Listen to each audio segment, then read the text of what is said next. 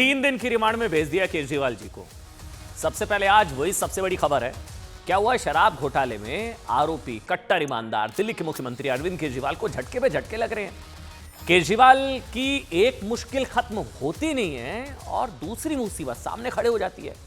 आज अरविंद केजरीवाल को कोर्ट ने 3 दिन की सीबीआई रिमांड पर भेज दिया है। अब उनसे शराब घोटाले में सीबीआई पूछताछ करेगी।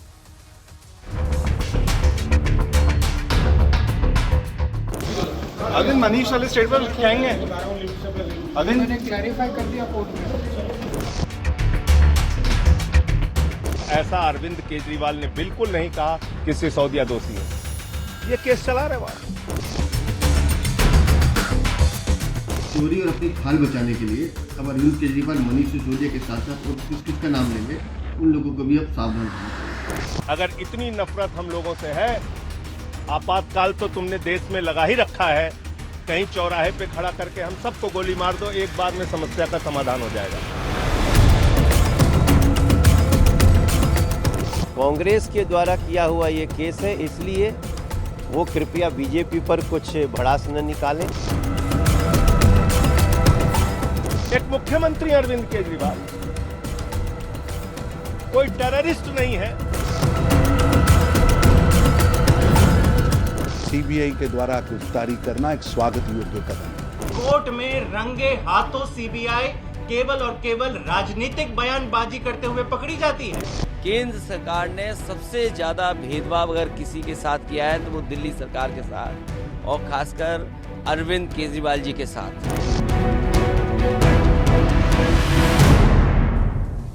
देखिए, 2 बड़ी खबरें हैं आज की। 2 बड़ी खबरें। पहली, अरविंद केजरीवाल ने राउज एवेन्यू कोर्ट से मिली जमानत पर रोक के दिल्ली हाई कोर्ट के फैसले के खिलाफ सुप्रीम कोर्ट में दायर याचिका वापस ले ली।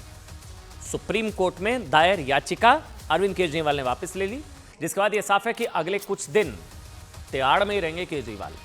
दूसरी बड़ी खबर, अरविंद केजरीवाल को आज राउज एवेन्यू कोर्ट ने 3 दिन के लिए सीबीआई रिमांड पर भेज दिया है। 3 दिन की सीबीआई रिमांड। सीबीआई ने कोर्ट से 5 दिन की रिमांड मांगी थी, लेकिन दोनों पक्षों की दलील सुनने के बाद कोर्ट ने अरविंद केजरीवाल जी को 3 दिन की सीबीआई रिमांड में भेज दिया और अब 3 दिन सीबीआई पूछताछ करेगी। देखिए, अब आप देखिए आज राउज एवेन्यू कोर्ट में क्या हुआ। आप जानना चाह रहे होंगे ना, क्या हुआ, सीबीआई ने क्या कहा कि वैसे तस्वीरें आज काफी ज्यादा चर्चा मेरे अरविंद केजरीवाल जो है आज हरे रंग की शायद ये टी शर्ट है, हाँ ये हरे रंग की टी शर्ट में नजर आए और उनका स्वास्थ्य ठीक नहीं लग रहा था। ये बहुत चिंता की बात है, उनका स्वास्थ्य ठीक नहीं लग रहा था। वो सारी चीज़ें मैं आपको बताऊंगा, लेकिन ये तस्वीरें आज चर्चा का विषय रही कि हाँ उनकी तबीयत खराब लग रही है, उनका स्वास्थ्य ठीक नहीं लग रहा है, वो है परेशान लग रहे हैं अपने चेहरे से। लेकिन देखिए हुआ क्या, वो आपको एक बार जल्दी से बता देते हैं। सीबीआई ने कोर्ट में अरविंद केजरीवाल पर शराब घोटाले में शामिल होने के गंभीर आरोप लगाए। क्या कहा सीबीआई ने, एक एक करके ध्यान से सुनिएगा। सीबीआई ने कहा कि कई गंभीर सवालों के जवाब अरविंद केजरीवाल ने अब तक नहीं दिए हैं। जैसे उनसे पूछा गया कि क्या वो गोवा गए थे, वहां उनके रहने का भुगतान किसने किया, तो उन्होंने कहा कि उन्हें याद नहीं है। तो सीबीआई ने कहा कि अरविंद केजरीवाल एक तो कोऑपरेट नहीं करते हैं, पूछताछ में वो सहयोग नहीं करते हैं। फिर सीबीआई ने कहा कि गोवा में अरविंद केजरीवाल के रहने का भुगतान हवाला के पैसे से किया गया। हवाला के पैसे से, जहां अरविंद केजरीवाल रुके वहां भुगतान हवाला के पैसे से किया गया। अरविंद केजरीवाल 11 बार गोवा गए और उनका जवाब है कि उन्हें याद नहीं है, अरविंद केजरीवाल जी को याद नहीं है। जबकि यह बात कोई 10 साल पुरानी नहीं है, अभी 2-3 साल पहले की है। अच्छा, क्या हुआ, क्या कुछ कहा सीबीआई ने, अब ध्यान से सुनिएगा। सीबीआई ने कहा कि उनके पास शराब घोटाले के 44 करोड़ रुपए के लेन देन का पूरा डिटेल है। 44 करोड़। यह भी पता लगाया गया कि पैसा गोवा कैसे पहुंचा, हवाला के जरिए गोवा पे जो है वो पैसा पहुंचा, वहां इसका इस्तेमाल कैसे किया गया, यह सब सीबीआई को पता है। सीबीआई ने आरोप लगाया कि आबकारी नीति 2021-22 में कुछ खास लोगों को लाभ देने के लिए उनके मन मुताबिक संशोधन किए गए। पैसे के लेन देन का रिकॉर्ड 44 करोड़, ये सारी चीजें पैसे के लेन देन का रिकॉर्ड का वहां पर जिक्र सीबीआई ने किया। शराब के थोक विक्रेताओं के लिए प्रॉफिट मार्जिन को 5 से बढ़ाकर 12% कर दिया। 5 से बढ़ाकर 12%। आबकारी नीति में मन मुताबिक संशोधन किए गए, 5% से बढ़ाकर 12% कर दिया। थोक विक्रेताओं को फायदा पहुंचाया। केजरीवाल बतौर मुख्यमंत्री उस कैबिनेट का हिस्सा थे जिसने विवादित शराब नीति को मंजूरी दी थी। ये देखिए 5 से बढ़ाकर 12% कर दिया। और अरविंद केजरीवाल बतौर सीएम कैबिनेट का हिस्सा थे जिसने इसको मंजूरी दी। एक्साइज पॉलिसी के सुझावों से छेड़छाड़। सीबीआई ने कहा कि एक्साइज पॉलिसी के लिए सार्वजनिक सुझाव मांगे गए और उन सुझावों से छेड़छाड़ की गई। एक्साइज पॉलिसी के सुझावों से छेड़छाड़ सीबीआई ने कहा इसके पर्याप्त सबूत हैं कि आम आदमी पार्टी के सदस्यों ने ही ये सुझाव दे दिए थे। सीबीआई कह रही है लोगों से मांगे दे दिया, आम आदमी पार्टी के नेताओं ने सुझाव दे दिए। जिन अधिकारियों ने पॉलिसी पर हस्ताक्षर करने से इनकार कर दिया तो उन्हें बदल दिया गया। ये सब सीबीआई के आरोप हैं। अब ये शायद आरोपों में दम लगा होगा, तभी कोर्ट ने अरविंद केजरीवाल जी को 3 दिन की सीबीआई रिमांड में भेज दिया। 3 दिन सीबीआई करेगी पूछताछ। अब उधर आज राउज एवेन्यू कोर्ट में सुनवाई के दौरान मनीष सिसोदिया का नाम आने के बाद नया विवाद खड़ा हो गया। क्या हुआ? शराब घोटाले में अरविंद केजरीवाल की भूमिका को लेकर आज जब दिल्ली की राउज एवेन्यू कोर्ट में सुनवाई शुरू हुई तो सीबीआई ने बहुत बड़ा दावा कर दिया। बड़ा विवाद हो गया आज दिन भर इस खबर को लेकर। सीबीआई ने कोर्ट से कहा कि उसे नई आबकारी नीति के बारे में पूछताछ के लिए अरविंद केजरीवाल की हिरासत मिलना जरूरी है, क्योंकि अरविंद केजरीवाल ने शराब घोटाले की सारी जिम्मेदारी सिसोदिया पर डाल दी। बकौल सीबीआई ने क्या बताया कोर्ट में कि केजरीवाल ने शराब घोटाले की सारी जिम्मेदारी सिसोदिया पर डाल दी। कहा कि उन्हें आबकारी नीति के बारे में कोई जानकारी नहीं है, यह आइडिया सिसोदिया का है, इसलिए वो कुछ दस्तावेजों के साथ अरविंद केजरीवाल का सामना कराना चाहती है, यह सीबीआई ने कहा। हालांकि कोर्ट ने सीबीआई के इस दावे को खारिज कर दिया कि नहीं साहब ऐसा तो नहीं कहा मैंने। कोर्ट ने वो बयान पढ़ा कि ऐसा तो नहीं कहा, लेकिन सीबीआई कह रही है हमें तो कहा। सीबीआई कह रही है कि केजरीवाल ने सिसोदिया को फंसा दिया। कोर्ट कह रहा है कि नहीं, सीबीआई का आपका दावा गलत है। सच क्या है झूठ क्या है हमें नहीं पता। सीबीआई ने कोर्ट में बताया कि जब केजरीवाल से पूछा गया कि नई शराब नीति का आइडिया किसका था, ध्यान से सुनिएगा, सीबीआई का दावा बता रहा हूं आपको कि सीबीआई ने कोर्ट में बताया कि जब केजरीवाल से पूछा ना कि भाई ये नई आबकारी नीति का आइडिया किसका था, तो क्या कहा होगा अरविंद केजरीवाल ने। बकौल सीबीआई बता रहा हूं कि ये सिसोदिया जी का आइडिया था, मनीष सिसोदिया का आइडिया। अब ऐसी चर्चा होने लगी कि क्या सिसोदिया को फंसा दिया अरविंद केजरीवाल ने, मतलब ये सीबीआई का दावा था। बाद में फिर कोर्ट में अरविंद केजरीवाल का बयान पढ़ा गया तो कोर्ट ने सीबीआई को कहा कि आपका दावा तो गलत है, ऐसा नहीं कहा। लेकिन तब तक ये आरोप लग चुके थे, क्योंकि ये पहले भी कई आरोप लगे हैं वैसे अरविंद केजरीवाल पर अपने सहयोगियों को फंसाने को, उनका नाम लेने के, ये मैं आपको बताऊंगा। इसके अलावा अरविंद केजरीवाल के वकील भी कोर्ट में तर्क दे चुके हैं कि केजरीवाल के पास ना कोई विभाग ही नहीं था, तो वो शराब नीति में घोटाले के जिम्मेदार कैसे हो सकते हैं। इसके बाद बीजेपी अब आरोप लगा रही है कि केजरीवाल खुद को बचाने के लिए मनीष सिसोदिया को फंसाते हैं। दिल्ली बीजेपी के अध्यक्ष वीरेंद्र सचदेवा ने आरोप लगाया कि अरविंद केजरीवाल ने जानबूझकर अपने पास एक भी विभाग नहीं किया, ना रखा, क्योंकि वो अपने बचने का रास्ता साफ करना चाहते थे। उन्होंने कहा कि अरविंद केजरीवाल के पीए विभव की गिरफ्तारी के बाद आम आदमी पार्टी सड़कों पर उतर आई थी। अच्छा, वैसे इसको लिंक करिएगा कि क्या वाकई सिसोदिया को फंसाया जा रहा है, केजरीवाल फंसाने की कर रहे हैं नहीं कर रहे हैं, सीबीआई दावा कर रही है। लेकिन जो दावा किया बीजेपी ने, जो कहानी सुनाई कि सोचिए गिरफ्तारी के बाद विभव के लिए आम आदमी पार्टी सड़कों पर उतर आई थी, जगह जगह विरोध प्रदर्शन हुए थे। विभव जो कि अरविंद केजरीवाल के पीए थे, यही वो तस्वीरें हैं सड़कों पर। सिसोदिया जी के लिए ऐसा नहीं हुआ था, सत्येंद्र के लिए ऐसा नहीं हुआ, सत्येंद्र जैन। यही आज बीजेपी ने पूछा कि सिसोदिया को शराब घोटाले में गिरफ्तार किया गया तो ऐसा कुछ हुआ ही नहीं, विभव के लिए ऐसा क्या हो गया था। तो अब सिसोदिया का नाम ले लिया अरविंद केजरीवाल ने, बकौल सीबीआई। हालांकि कोर्ट ने सीबीआई के दावे को गलत बताया, लेकिन सीबीआई तो अपने दावे पर कायम है कि कहा है भाई इन्होंने। अब इससे क्या पता चलता है? इससे पता चलता है कि केजरीवाल खुद को बचाने के लिए सिसोदिया के साथ अपनी पार्टी के और भी कई नेताओं को फंसा सकते हैं। बीजेपी कह रही है कि आम आदमी पार्टी के बाकी नेताओं को सावधान रहना होगा, ऐसा आरोप बीजेपी लगाती। सुनाइए एक बार, सुनाइए क्या कह रही है बीजेपी। मनीष सिसोदिया जब गिरफ्तार हुए, अरविंद केजरीवाल एक शब्द बोलने नहीं आए, सड़क पे एक बार नहीं उतरे, लेकिन विभव कुमार की गिरफ्तारी पर सड़कों पर आंदोलन करने के लिए उतरे। तो आप समझ सकते हैं कि अपनी चोरी और अपनी खाल बचाने के लिए अब अरविंद केजरीवाल मनीष सिसोदिया के साथ साथ और किस किस का नाम लेंगे, उन लोगों को भी अब सावधान रहना चाहिए। कि अरविंद केजरीवाल ने कह दिया सिसोदिया दोषी है। यह हेडलाइन बन गई टीवी चैनल्स पे।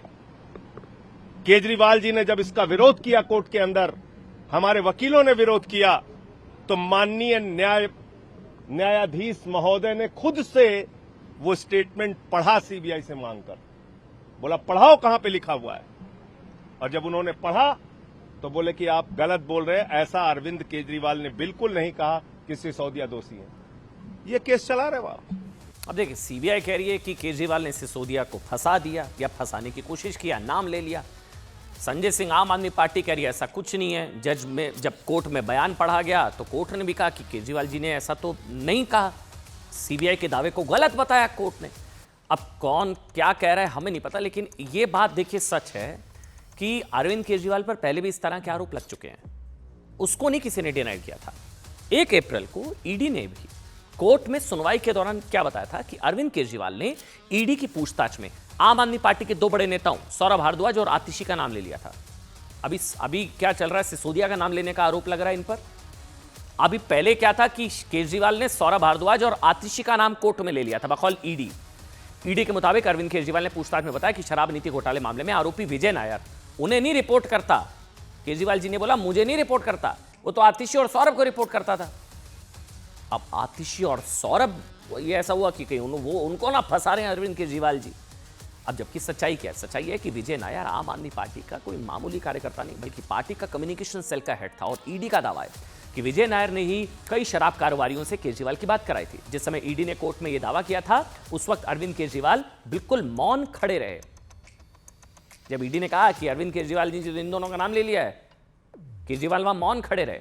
उन्होंने ईडी के दावे का कोई खंडन नहीं किया था। लेकिन आज जब सीबीआई ने केजरीवाल पर मनीष सिसोदिया पर जिम्मेदारी डालने का आरोप लगाया ना, कि अरविंद केजरीवाल खुद को बचाने के लिए सिसोदिया पर सारी जिम्मेदारी डाल रहे हैं, तो उन्होंने इस पर विरोध जताया। क्या हुआ कोर्ट के अंदर सुनिए। उन्होंने कहा कि मीडिया में उनके खिलाफ गलत खबरें फैलाई जा रही हैं। मीडिया में उनके खिलाफ गलत खबरें फैलाई जा रही हैं। अरविंद केजरीवाल ने कहा मैंने सिसोदिया पर आरोप लगाए, ये सब गलत है। उन्होंने कहा मैंने ऐसा कोई बयान ही नहीं दिया है कि मनीष सिसोदिया दोषी है। मनीष सिसोदिया निर्दोष है, आम आदमी पार्टी निर्दोष है, मैं निर्दोष हूं। सीबीआई कह रही है कि नाम ले लिया, सिसोदिया पर सारा दोष डाल दिया। केजरीवाल कह रहे मैंने नाम ही नहीं लिया। उन्होंने आरोप लगाया कि सीबीआई मुद्दे को सनसनीखेज बना रही है। वो जानबूझकर खबरों के हवाले से मीडिया में ऐसी खबरें चलवा रही है ताकि हेडलाइन बनाई जा सके, उन्हें बदनाम किया जा सके। अच्छा क्या हुआ आगे सुनिए। तो ये सीबीआई का पक्ष आ गया, केजरीवाल का पक्ष आ गया। कोर्ट ने क्या कहा? कोर्ट ने भी अरविंद केजरीवाल के बयान पर सहमति जताई। कहा कि मनीष सिसोदिया पर जिम्मेदारी डालने का सीबीआई का जो दावा है, वो बयान में ऐसा कुछ नहीं कहा है अरविंद केजरीवाल ने, कोर्ट ने कहा। और केजरीवाल ने ऐसा नहीं कहा है, कोर्ट ने कहा। उधर आपको बता दें, आम आदमी पार्टी जो है अरविंद केजरीवाल पर उसकी गिरफ्तारी की टाइमिंग को लेकर भी सवाल उठा रही है। बहुत दिलचस्प हो गया मामला। आरोप लगा रही है कि जब उन्हें निचली अदालत से जमानत मिल गई तो जानबूझकर जेल में रखने के लिए उनके खिलाफ साजिश की जा रही है। जबकि बीजेपी का कहना है कि जिस मामले में अरविंद केजरीवाल को सीबीआई ने अरेस्ट किया है, उनसे पूछताछ करना चाहती है। इस खबर का सबसे बड़ा पेंच है, केजरीवाल के खिलाफ वो शिकायत बीजेपी ने नहीं, साल 2022 में कांग्रेस पार्टी में की थी। कांग्रेस पार्टी ने शिकायत की थी। अब तो इंडी का अलायंस हो चुका है, गठबंधन हो चुका है, तो कांग्रेस ने शिकायत वापस नहीं ली। केजरीवाल जी को, आम आदमी पार्टी को कांग्रेस से शिकायत करनी चाहिए। कांग्रेस पार्टी जो इंडी गठबंधन में आम आदमी पार्टी की सहयोगी है। सुनाइए। आम आदमी पार्टी कह रही है कि पूरा का पूरा केस फर्जी है, बनावटी है। सीबीआई और ईडी केवल और केवल भाजपा के आदेश पर उलट पुलट केस बना रहे हैं, केवल और केवल आम आदमी पार्टी को खत्म करने के लिए, अरविंद केजरीवाल जी को जेल के अंदर डालने के लिए। न जाने कितने अपराध और पाप किए हैं अरविंद केजरीवाल ने। सीबीआई का केस कोई नया नहीं है, ऑलरेडी पहले से है। और आपको बताऊं, ये जो सीबीआई का केस है, ये कांग्रेस ने किया है, कांग्रेस के द्वारा किया हुआ ये केस है। इसलिए वो कृपया बीजेपी पर कुछ भड़ास न निकालें। और उधर ओवैसी की सदस्यता खतरे में पड़ गई है, संसद सदस्यता। जय फिलिस्तीन पर फंसते नजर आ रहे हैं ओवैसी। सब बोल रहे हैं, क्या क्या नहीं बोल रहे हैं। हम क्या बोले? हम जय भीम, जय भीम, जय तेलंगाना, जय फलस्तीन। तो उन्होंने फलस्तीन पे ऑब्जेक्शन उठाया ऐसा बीजेपी कैसा खिलाफ है? कैसा खिलाफ है? कैसा खिलाफ है बताइए। ओवैसी साहब को कहें कि वो देश से माफी मांगे, और अगर इतना ही प्यार है विदेशी धरती से तो चुनाव वहां जाके लड़ लेना। हमने तो सदन में बहुत चीजें देखी हैं। जिस सदन को आदि नहीं था, मोदी मोदी, वो भी हो रहा था, वो भी होता है। तो ये गुस्सा जो है ना, सेलेक्टिव आउटरीच, वो देश को सीरिया बना देना चाहते हैं। ओवैसी पर कार्रवाई होनी चाहिए और कठोर कार्रवाई। ओवैसी की ऐसी घटिया असंवैधानिक विदेशी गुणगान करने वाली ये कार्रवाई दुर्भाग्यपूर्ण है, निंदनीय है, और इस पर कठोर कार्रवाई होनी चाहिए। हमारे देश से उसका कोई मतलब नहीं है, इसलिए उसको तुरंत यहाँ से कानूनन कार्यवाही करके और देश निकाला किया जाए। जिस देश में रह रहे हैं उसके प्रति वफादारी होनी चाहिए। एक सांसद किसी विदेशी शक्तियों से मिला हो, उनके प्रति उनकी श्रद्धा हो, ये बात यहाँ बर्दाश्त नहीं हो सकती है, और इसीलिए आर्टिकल 102 बनाया गया है कि ऐसे लोग यहाँ सांसद नहीं हो सकते। अच्छा, जय फिलिस्तीन का नारा लगा के बड़े खुश हो रहे थे ओवैसी। फंस सकते हैं, सदस्यता जा सकती है। कल जब ओवैसी ने भारत की संसद में जय फिलिस्तीन का नारा लगाया था ना, तभी से सवाल उठा था कि क्या उन्होंने संविधान विरोधी काम किया है। अच्छा, खुद ओवैसी ने संसद के बाहर आकर कहा कि मैंने तो कुछ संविधान विरोधी नहीं किया। संविधान में कहाँ लिखा है कि जय फिलिस्तीन नहीं कह सकते? जय फिलिस्तीन का नारा लगाना गलत है, कहाँ लिखा है संविधान में? ये पूछ रहे थे ना ओवैसी साहब। आइए, मिल गया जवाब।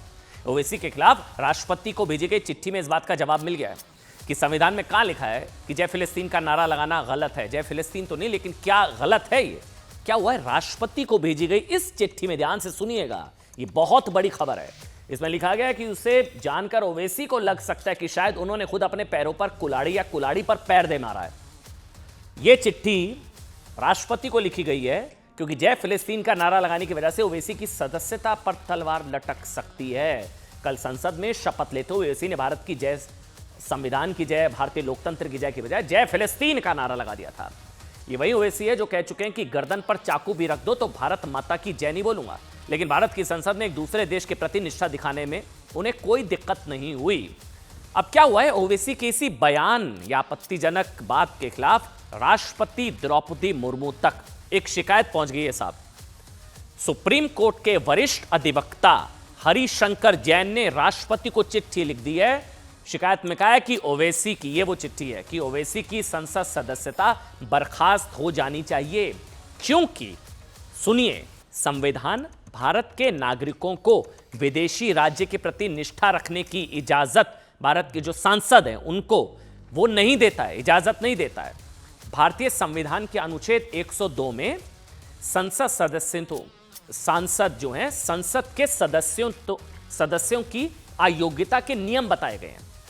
अनुच्छेद 102D में कहा गया है कि अगर कोई सांसद विदेशी राज्य के प्रति निष्ठा जताता है तो उसकी सदस्यता रद्द की जा सकती है।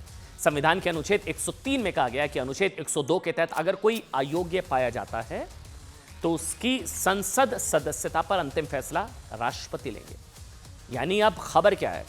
राष्ट्रपति फैसला करेंगे कि ओवैसी की संसद सदस्यता रहेगी या जाएगी। यह फैसला इसलिए जरूरी है क्योंकि ओवैसी और ओवैसी की जय फिलिस्तीन कल से पूरे देश को खटक रही है, क्योंकि संसद के अंदर जय फिलिस्तीन का नारा लगाकर ओवैसी ने एक विदेशी राज्य के प्रति अपनी लॉयल्टी दिखाई। हालांकि विपक्ष के नेता क्या कह रहे हैं कि जय फिलिस्तीन में गलत क्या है, सुनिए। और ये बहुत सीरियस मामला है, पूरे देश को झकझोर कर रख दिया है, क्योंकि यहाँ का एक सांसद किसी विदेशी शक्तियों से मिला हो, उनके प्रति उनकी श्रद्धा हो, ये बात यहाँ बर्दाश्त नहीं हो सकती है, और इसीलिए आर्टिकल 102 बनाया गया है कि ऐसे लोग यहाँ सांसद नहीं हो सकते, उसके डिस्क्वालीफाई है। कल मैंने राष्ट्रपति महोदया को एक याचिका दायर की है उनके समक्ष, और उसमें साफ साफ लिखा है कि आर्टिकल 102 के तहत ओवैसी जी को डिस्क्वालीफाई किया जाए, और उसके लिए 103 में मामला इलेक्शन कमीशन में भेजा जाए, उनकी रिपोर्ट मंगाई जाए। और रही बात फिलिस्तीन की, उसको लेकर के हिंदुस्तान की एक तारीखी, अगर वो हमारा पैगाम देखें शुरू से लेकर अंत तक, महात्मा गांधी, अब वो ओथ के वक्त हो या ना हो ये अलग विषय है, आपने कार्रवाई से हटा दिया, लेकिन इतना आक्रोश, इतना गुस्सा मैंने उस विषय पे नहीं देखा। हमने तो सदन में बहुत चीजें देखी हैं। जिस सदन को आदि नहीं था, मोदी मोदी, वो भी हो रहा था, वो भी होता है। तो ये गुस्सा जो है ना, सेलेक्टिव आउटरीच, ये अच्छा नहीं है भाई। उधर आपको बता दें, हिजाब पर महाभारत छिड़ गई है। हिजाब को लेकर, मतलब हिजाब पर महाभारत, किताब जरूरी या हिजाब से पहले किताब, विवाद बहुत पुराना है, मामला कोर्ट में पहुंच गया। लेकिन क्या कुछ कहा जा रहा, मतलब हिजाब असभ्यता का प्रतीक है, हिजाब धार्मिक कट्टरता को बढ़ावा देता है, हिजाब खराब शिक्षा की वजह से है।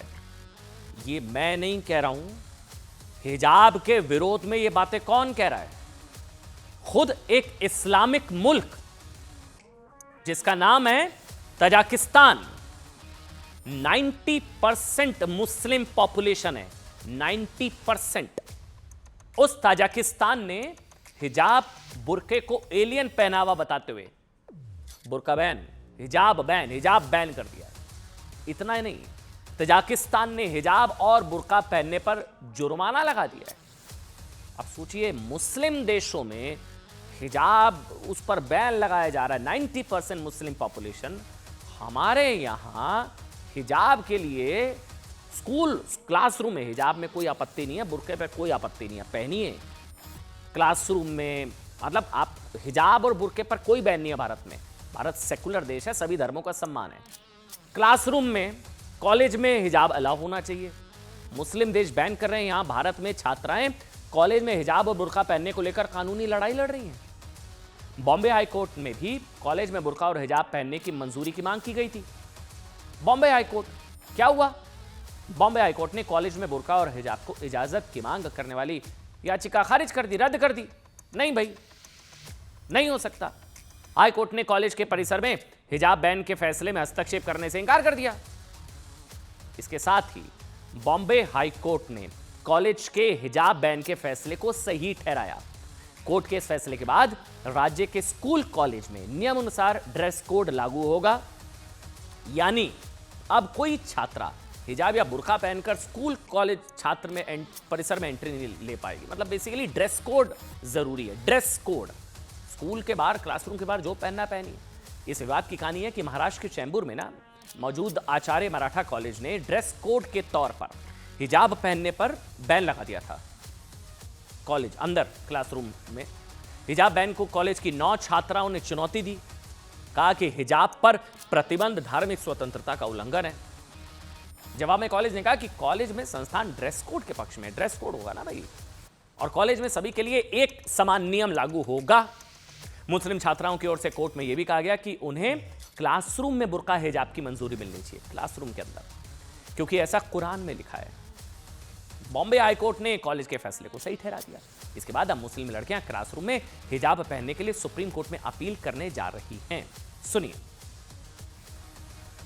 इस्लामिक संविधान है, उसमें लिखा हुआ है कि आपको सर से पैंट तक औरतों को पर्दा ओढ़ के आना है। अब आप स्कूल में नहीं जाने देंगे, मतलब हम धर्म छोड़ दें, तो गलत बात है। ये सुप्रीम कोर्ट जाएंगे, हमें लगता है कि इंसाफ होगा। आज बेहयाई, बदतमीजी, रेप, लूटफाट जो है ना, इन्हीं चीज़ों की वजह से हो रही है देश में। सिख भाई पगड़ी पहन के आएगा, दाढ़ी रख के आएगा, तो 1 करोड़ दिखता है क्या? मुझे बता दो, दिखता है? नहीं दिखता है, बिल्कुल दिखता नहीं है। लेकिन हम इस तरह से अगर कपड़े वही पहन के आएंगे जो उसका कोड है, वही ड्रेस पहनेंगे, लेकिन सिर्फ मुंह पे हिजाब कर लेंगे, तो क्या बुरी बात है ये? गौरतलब 2 या 4 सालों से उनको नकाब और हिजाब पहन के अलाउ किया गया था और वो पढ़ाई एकदम शांति से वहाँ पे पढ़ाई अपनी कर रही थी, अपनी स्टडीज वो पूरी कर रही थी। लेकिन अचानक ओवरनाइट क्या हो गया कि हिजाब और नकाब पे बैन लगा दिया गया, और इसीलिए याचिका फाइल की गई थी। और ये मामला रिलीजन से जुड़ा हुआ पूरी तरह नहीं है। मौलिक अधिकार जो आर्टिकल 19 जैसे मैंने आपको बताया और 21 है, उससे जोड़ करके देखा जाना चाहिए। मतलब मैं खुद कह रहा हूँ, 2 चीज़ें हैं इस खबर की कि मुस्लिम देशों तक में हिजाब बैन हो रहा है, भारत में मांग हो रही है, और भारत में कोई बैन नहीं है साहब, कोई फेक न्यूज़ मत फैलाए। भारत में कोई बैन नहीं है बुर्का हिजाब, ये क्लासरूम में ड्रेस कोड के पक्ष में फैसला है। आप याद करिए, ये तस्वीरें याद है आपको?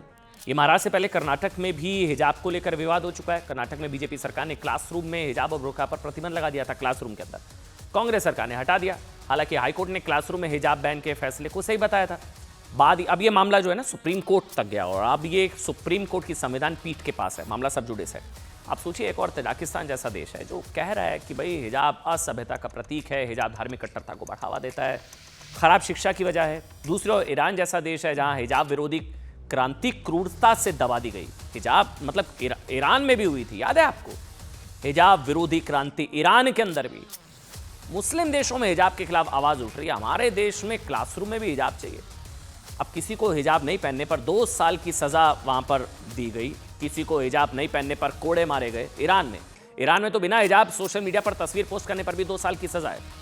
लेकिन हमारे देश में क्लासरूम में हिजाब पहनने की मांग को लेकर कानूनी लड़ाई लड़ी जा रही है। कश्मीर से लेकर कन्याकुमारी तक अलग अलग जगहों पर स्कूल कॉलेज के क्लासरूम में हिजाब की वकालत हो रही है। कहा जा रहा है कि ये धार्मिक आज़ादी से ज़्यादा पहनने की आज़ादी का मुद्दा है। लेकिन हमने ध्यान रखना चाहिए कि क्लासरूम में हिजाब से ज़्यादा किताब, कोई आपसे पूछे हिजाब पहले या किताब, तो किताब।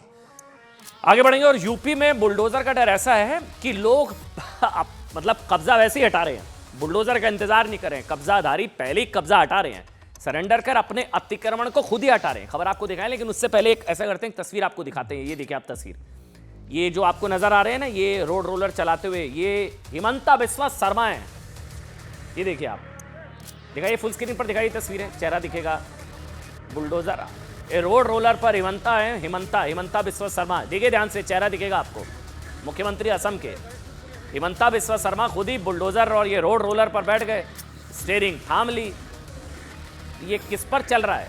ड्रग्स मुक्त करने के लिए ये रोड रोलर वो चला रहे हैं, उसकी स्टीयरिंग खुद सीएम हिमंता ने अपने हाथ में ले ली। हिमंता बिस्वा शर्मा, आज ये अंतर्राष्ट्रीय ड्रग्स निषेध दिवस मनाया जा रहा है और हिमंता बिस्वा शर्मा ने खुद करोड़ों की ड्रग्स पर बुलडोजर चलाकर प्रदेश में ड्रग्स के इस्तेमाल के खिलाफ जंग का ट्रेलर दिखा दिया। नीचे देखिए ड्रग्स की बड़ी बड़ी खेप है। ये देखिए हिमंता, अब आपको नजर आए हिमंता बिस्वा शर्मा, और खुद स्टीयरिंग हाथ में ले लिया, खुद ये रोड रोलर चला रहे हैं और ये पूरी ड्रग्स की खेप है जो वहां पर पकड़ी गई। इसके साथ ही हिमंता ने अपने सोशल मीडिया पर बताया कि असम में अब तक 2100 करोड़ की ड्रग्स पकड़ी जा चुकी है। 2100। अच्छा, इनको वहाँ उत्तर पूर्व का योगी कहते हैं ना। अब योगी आदित्यनाथ की बात कर लेते हैं, बात उत्तर प्रदेश की, जहाँ कानून तोड़ने वालों से लेकर माफिया तक सभी ने योगी आदित्यनाथ के एक्शन को देख लिया है। अब ये देखिए तस्वीरें, लोग अपना खुद ही जो है ना कब्जा जहाँ कर रखा है खुद ही तोड़ रहे हैं। कहा बुलडोजर आएगा अतिक्रमण हटाएगा, खुद ही अपना अतिक्रमण जो है हटा रहे। मतलब आपने देखा है कि माफिया बदमाश खुद सरेंडर करने पहुंच जाते हैं ना, तख्ती लगाकर मैं सरेंडर करने आया हूं। यूपी में दिखता है ये। अब कुछ ऐसा ही यहां हो रहा है अवैध अतिक्रमण के खिलाफ बुलडोजर एक्शन पर, जब कब्जेधारी खुद ही अवैध कब्जा सरेंडर करने पे लगे हुए हैं। जहां ये देखिए ऊपर चढ़कर लोग तोड़ रहे हैं कि पता है बुलडोजर आएगा, हमने कब्जा कर रखा है साहब, गलत है, गैर कानूनी है। अब बुलडोजर का क्या इंतजार करना, खुद ही तोड़ देते हैं। यूपी में अवैध अतिक्रमण के खिलाफ बुलडोजर पहुंचने से पहले लोग अपने घर पर हथौड़े चलाने लगे। आखिर ऐसा क्यों हो रहा है? लोग जिस घर में रह रहे हैं उसे ही तोड़ने लगे। पहले ना बाराबंकी की तस्वीर आपको दिखाते हैं। यूपी के बाराबंकी में जमुरिया नाले पर अवैध निर्माण के खिलाफ बुलडोजर की कार्रवाई हो रही है। ये देखिए आप, ये तस्वीरें, ये जमुरिया नाले के दोनों तरफ 25 से 75 तक ग्रीन बेल्ट घोषित है। यहाँ पड़े मतलब यहाँ पेड़ पौधे लगाने और बागवानी की इजाजत है, लेकिन यहाँ 193 अवैध निर्माण कर लिए गए थे। अब इन अवैध निर्माण को तोड़ने के लिए बुलडोजर मंगाया। फिलहाल प्रशासन जमुरिया नाले के 25 मीटर तक ही अवैध मकान तोड़ रही है। इसमें 42 मकान पूरी तरीके से तोड़ दिए गए। करीब 150 मकानों का कुछ हिस्सा तोड़ा जा रहा है। लेकिन बुलडोजर पहुंचने से पहले, जो खबर मैं आपको बता रहा था, बुलडोजर पहुंचने से पहले ही लोग खुद हथौड़ा ड्रिल लेकर अपने अवैध निर्माण को तोड़ने लगे, क्योंकि प्रशासन ने कहा है कि जिन अवैध निर्माण पर बुलडोजर चलाया जाएगा उसका खर्च भी उसी व्यक्ति से वसूला जाएगा। आप समझे? दरअसल ये लोग क्यों आप फावड़ा लेकर कुल्हाड़ी लेकर खुद पहुंच गए, क्योंकि बुलडोजर आएगा, घर तोड़ेगा और आपसे ही वसूलेगा। इसलिए जगह को खाली कराने में प्रशासन को ज्यादा परेशानी नहीं हुई। साथ ही जिनके घर टूटे उन्हें आवास योजना के तहत मकान दे दिया गया। उनको लगा कि नहीं शायद हम खुद ही हटा गए अपने हिसाब से, तो it is a good thing. हमें तो चूँकि अतिक्रमण हटाना है, और यदि जब जनता का सपोर्ट है हमारे पास, चूँकि उनको भी ये पता है कि ये जो मकान जो तथाकथित जो चिन्हित हुए हैं वो अतिक्रमित है, उनको पूरी तरह से अच्छी तरह से बता दिया गया था। और उसके एवज में इनको, चूँकि हमारे साथ अभी ईओ नगर साहब हैं, आप बताएंगे कि करीबन 42 लोगों को इन्होंने शिफ्ट भी करा दिया है यहाँ पे, जिनके मकान पूरी तरह से टूट चुके हैं। क्रॉस का निशान लगा हुआ है, तो ये निशान लगा हुआ था, हमने देखा तो फिर उन्होंने कहने लगे कि जो है यहाँ से तोड़ना पड़ेगा, तो आप तोड़ लीजिए और नहीं तो जो है इसको बुलडोजर का चार्ज देना पड़ेगा तोड़ने में। और उसके बाद जो आप ये तोड़े हैं ये खुद से आपने? ये हमारा मदरसा है और ये जब नगर पालिका ने चिन्हित किया तो हम लोगों ने अपने हाथ से तोड़ लिया और प्रशासन का पूरा साथ दिया कि किसी तरीके से कोई भी किसी भी शर की वो या बाधा उत्पन्न न होने पाए। इस वजह से हम लोगों ने पहले से अपने आप से तोड़ लिया। और आपको बता दें, नेता विपक्ष बनने पर राहुल गांधी का बयान आया है। उन्होंने कहा है कि संविधान बचाने की लड़ाई जारी रहेगी। बड़ी खबर है, आपकी आवाज बनना बड़ी जिम्मेदारी है और आपके हितों की लड़ाई लड़ना कि जो जिम्मा मुझे दिया गया उसको मैं आगे भी इसी तरह से लड़ता रहूंगा। Birla is declared elected as the Speaker of this House.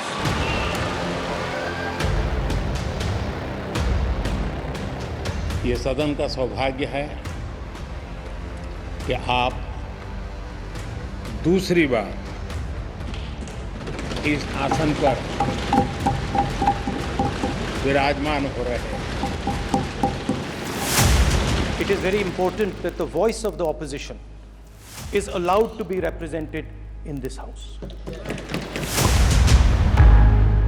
Lok Sabha के अध्यक्ष के रूप में आप हर सांसद और हर दल को बराबरी का मौका और सम्मान देंगे।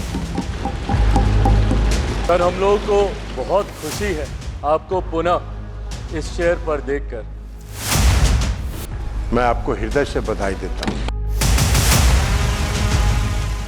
भारत के इतिहास में 25 जून 1975 के उस दिन को हम हमेशा काले अध्याय के रूप में जाना जाएगा। ऐसे ही निंदा प्रस्ताव इमरजेंसी के ऊपर ओम बिरला साहब रखते हैं, तुरंत कांग्रेस के जो सदस्य हैं वो सारे खड़े हो जाते हैं, हो हल्ला शुरू कर देते हैं कि ये अनडेमोक्रेटिक है, ये उचित नहीं है, काहे का इमरजेंसी, कौन सी इमरजेंसी, हाय हाय तौबा तौबा सब शुरू हो जाती है।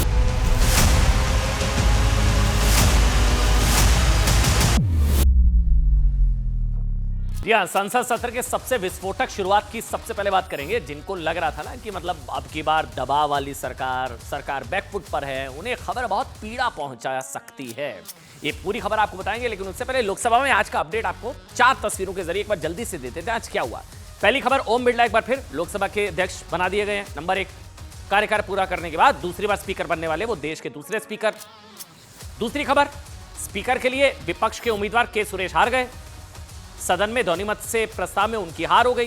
तीसरी खबर, Rahul Gandhi LOP leader of opposition बन गए, विपक्ष के नेता।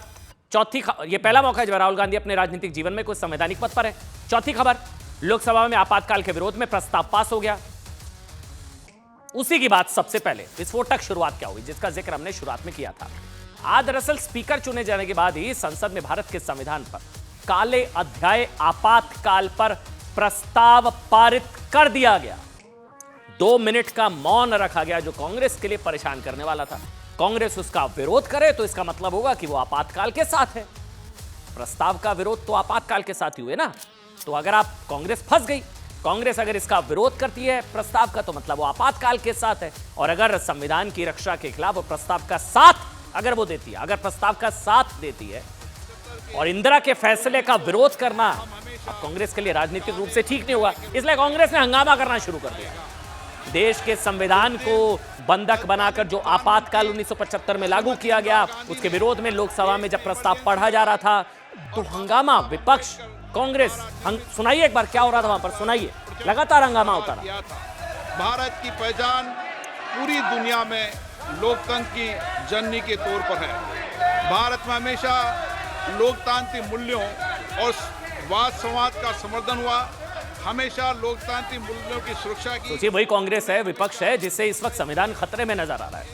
ये वही कांग्रेस और विपक्ष है जो आजकल संविधान बचाने के लिए उसकी कॉपी हाथ में लेकर चल रही है। संविधान हम बचाएंगे, आपातकाल को सही ठहराएंगे, आपातकाल के खिलाफ प्रस्ताव आएगा तो विरोध करेंगे, लेकिन संविधान हम बचाएंगे। संविधान पर हमला करके लगाए गए आपातकाल के विरोध में एक प्रस्ताव का साथ नहीं दे पाई कांग्रेस पार्टी। ये नहीं, ये वही कांग्रेस और विपक्ष है जो आपातकाल के विरोध में 2 मिनट का मौन रखने को तैयार नहीं। क्या हुआ जब स्पीकर ओम बिरला ने आपातकाल के विरोध में 2 मिनट का मौन रखने की अपील की, तो क्या हुआ वहां पर, वो दिखाइए भाई, सुनाइए एक बार। हम सब 2 मिनट का मौन रखते हैं।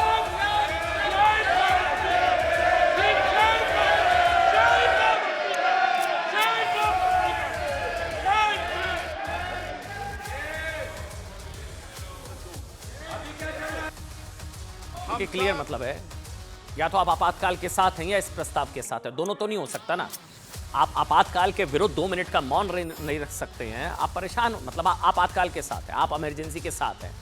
अपने दूसरे कार्यकाल के पहले दिन स्पीकर ओम बिरला ने जो शुरुआत की ना, वो बताने के लिए काफी है कि आगे के 5 साल पिछले 5 साल से अलग नहीं होने वाले हैं साहब। लोकसभा में आपातकाल के विरोध में प्रस्ताव आया, इसके मायने क्या हैं वो बताएं। इससे पहले आपको जल्दी से बताते हैं कि प्रस्ताव में स्पीकर ओम बिरला ने क्या कहा। 25 भारत जून के इतिहास में 25 जून 1975 के उस दिन को हम हमेशा काले अध्याय के रूप में जाना जाएगा। क्या प्रस्ताव किया? 25 जून 1975 भारत के इतिहास का सबसे काले अध्याय के रूप में जाना जाएगा। इसी दिन तत्कालीन प्रधानमंत्री इंदिरा गांधी ने देश में इमरजेंसी लगाई। बाबा साहेब अंबेडकर द्वारा निर्मित संविधान पर प्रचंड प्रहार किया गया था। श्रीमती इंदिरा गांधी द्वारा भारत पर तानाशाही थोप दी गई। भारत के लोकतांत्रिक मूल्यों को कुचला गया। अभिव्यक्ति की आजादी का गला घोट दिया गया। ये वो दौर था जब विपक्ष के नेताओं को जेलों में बंद कर दिया गया, पूरे देश को जेल खाना बना दिया गया था। ये सब संसद में हुआ है। ये प्रस्ताव पारित हो गया, इसका मतलब समझाऊंगा। इस काले कालखंड में ही संविधान में 38वां, 29वां, 40वां, 41वां, 42वां संशोधन किया गया।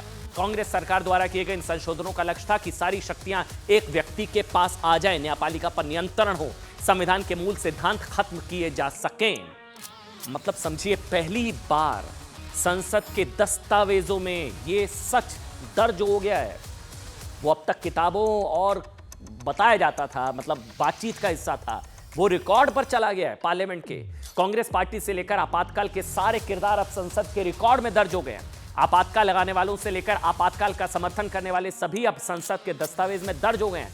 मतलब संसद में दर्ज हो गया है कि इंदिरा गांधी ने देश में तानाशाही लागू की। संसद में दर्ज हो गया है कि कांग्रेस ने संविधान पर हमला किया। संसद में दर्ज हो गया है कि कांग्रेस ने न्यायपालिका को प्रभावहीन बना दिया। संसद में दर्ज हो गया है कि कांग्रेस ने मीडिया को खत्म किया और इंदिरा गांधी के क्रूर दमन का इतिहास भी संसद में दर्ज हो गया है। और इसी को लेकर कांग्रेस पार्टी काफी परेशान नजर आई। और आज के आपातकाल की जो इंडी गठबंधन में लगी है वो अलग से है, उसको लेकर अलग से दावा किया जा रहा है कि कांग्रेस इसके विरोध में थी।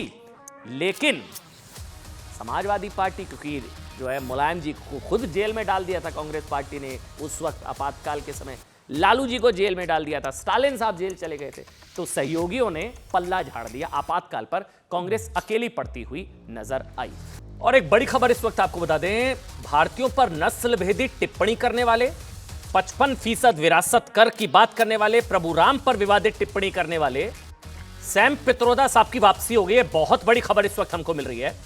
Sam Pitroda Indian overseas Congress के दोबारा से अध्यक्ष बना दिए गए हैं। आपको याद होगा चुनावों के वक्त हालांकि इनको हटा दिया गया था, क्योंकि उस वक्त चुनाव चल रहे थे। चुनाव के वक्त अब हटा दिया गया था, अब उनकी फिर से वापसी हो गई है।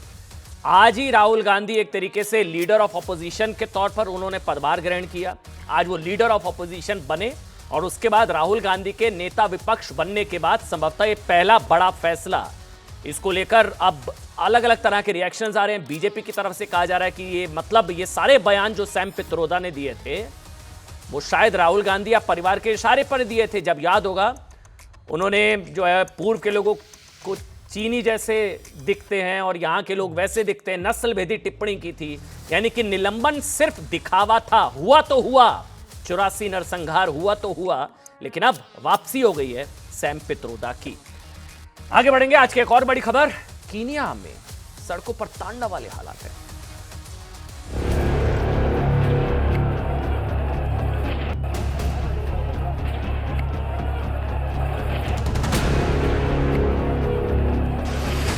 टैक्स बिल पर दहदक उठा केन्या।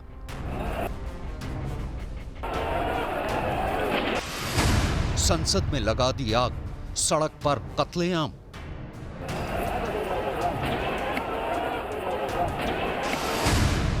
सरकार के खिलाफ विद्रोह, सड़क पर संग्राम।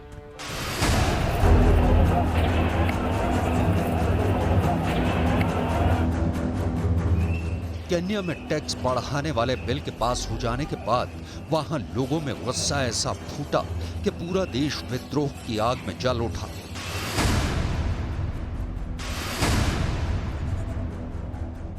सरकार के खिलाफ प्रदर्शन करते हुए लोग संसद की तरफ बढ़े और उसके बाद कुछ ऐसा हुआ जो आज तक केन्या के इतिहास में नहीं हुआ था। प्रदर्शनकारियों के संसद में धावा बोलते ही सभी सांसद जान बचाने के लिए वहां से भाग खड़े हुए और इसके बाद लोगों की भीड़ ने संसद के एक हिस्से में आग लगा दी।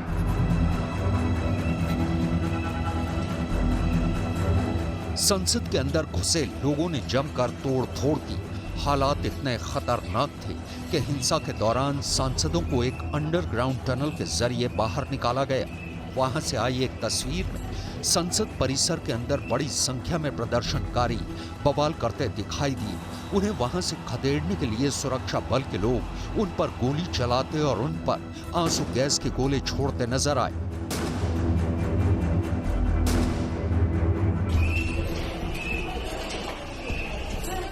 राजधानी नायरोबी से आई एक तस्वीर में संसद की सुरक्षा कर रहे कुछ जवान हथियारों के साथ पोजीशन लेते दिखाई दिए ताकि वो प्रदर्शन कर रहे लोगों को किसी भी सूरत में आगे बढ़ने से रोक सके। लेकिन हालात तब ज्यादा खराब हो गए जब सड़क पर लगाए गए बैरिकेड को तोड़ते हुए सैकड़ों की संख्या में प्रदर्शनकारी संसद परिसर में घुस गए। इसके बाद तो संसद की सुरक्षा में तैनात सुरक्षा बल के जवानों ने उन पर दनादन गोलियां दागनी शुरू कर दी।